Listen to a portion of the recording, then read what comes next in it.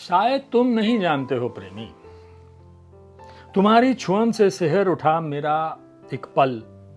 समय की खाई में आत्महत्या करने से पहले मेरे हाथ में कलम। मेरी पूरी कविता में तुम्हारा ही चुंबन। न जाने किस रंग का है वो चुंबन, जिसकी चर्चा से हिल गया शहर, जल गया कुछ लोगों के सीने में दावानल। तुम उनके मरहम का घाव क्यों बन गए, ये मैंने कभी नहीं पूछा, पर मेरे मन के घाव सिर्फ और सिर्फ तुम्हें ही ढूंढ रहे हैं। ये कैसे जान गया तुम्हारा हृदय। शायद तुम नहीं जानते हो प्रेमी, होठों पर होठों का चित्रकार बनाने की कला मैंने तुमसे ही सीखी है। होठों से होठ खिसका लेने का उपाय तुमने ही बनाया है। मुझे बताओ, इतना सारा ताजा शहर मेरे आंचल में डाल देने के बाद कोई केदारनाथ का क्षणिक दुर्भाग्य बनकर सब कुछ क्यों बहा ले रहे हो।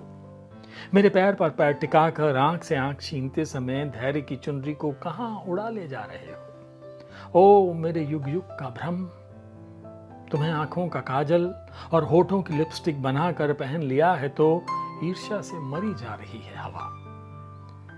अब मैं घोर चिंता में हूं, साड़ी जैसे तुम्हें पहन लेने के बाद आगे क्या होगा। शायद तुम नहीं जानते हो प्रेमी, संघमित्रा रायगुरु हैं ये। इनका कविता संग्रह है साड़ी की उम्र, जिससे मैं आपको कविताएं सुना रहा हूं। मूल रूप से उड़िया में लिखती हैं और तमाम भाषाओं में उनकी कविताओं का अनुवाद हुआ है। और ये मुझे संघमित्रा ने भेजी थी, तो इसमें मेरे नाम एक संदेश भी लिखा हुआ है। बड़ा अच्छा लगता है मेरे नाम को संदेश आता है ना जब। तो कविताएं अलग अलग तरह की हैं। अभी सुनिए, रक्त नदी। रक्त गंगा में स्नान कर मैं बन जाती हूँ रक्त की नदी।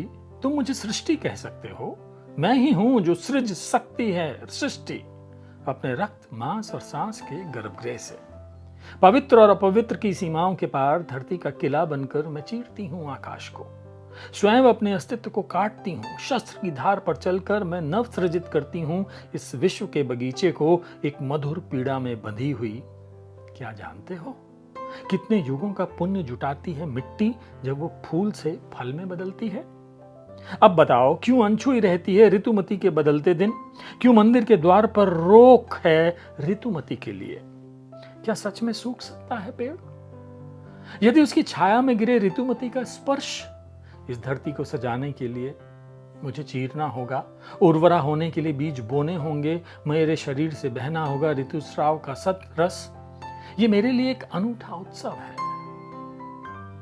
जिसका कोई तर्क नहीं, जहां हर पल बदलता है समय, बदलती समय की धारा में दुनिया बह रही है, तुम बह रहे हो, बदल रहे हैं तुम्हारे विचार, चेतना, वेशभूषा, स्वच्छता और ज्ञान विज्ञान की धरती।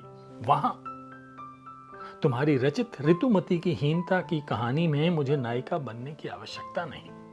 मैं 21वीं सदी की नारी हूं और मुझे गर्व है अपने नारीत्व के पर्व में शामिल होने का। वाह क्या बात है। रक्त नदी, साड़ी की उम्र, ये कविता संग्रह है संघमित्रा रायगुरु का, जिससे मैं आपको कविताएं सुना रहा हूं। बहुत अच्छा लिखा है संघमित्रा ने। और एक कविता और सुन लीजिए, एक टुकड़ा आग छिटक जाने से। वे कहते हैं सुरक्षित दूरी पर रहना है तो मौन का एक टुकड़ा ओढ़ना पड़ता है। अपने हस्से की जीभ काट कर लहूलुहान होना पड़ता है। क्या तुम जानते हो इन दिनों देश में क्या हो रहा है। धर्म जात के प्याले में, भाषा के रिसाले में विभाजन की सुनामी कहर ढा रही है। मैं चुपचाप मर रही हूं कविता के नाम पर हवा में झूले झूलती। वे कहते हैं सुरक्षित दूरी पर रहना है तो ज्वालामुखी में फूल बनकर खिलना पड़ता है। जलती हुई बस्ती, गांव, शहर से एक टुकड़ा आग छिटक जाने से, ताप से पिघलकर बह जाने से, छाती और छत। आज जो वहां हो रहा है वो कभी और किसी के साथ भी हो सकता है। आग का कोई निश्चित ठिकाना नहीं है, कोई भी कभी भी इसका शिकार हो सकता है। क्या तुम्हें मालूम है इन दिनों देश में क्या हो रहा है। संघमित्रा रायगुरु, ये कविता संग्रह साड़ी की उम्र। आनंद दीजिए, चतुरंग प्रकाशन से आया है। बड़ी प्यारी सी कविताएं हैं, पढ़िए, आनंद लीजिए और चलिए मेरे साथ इश्क।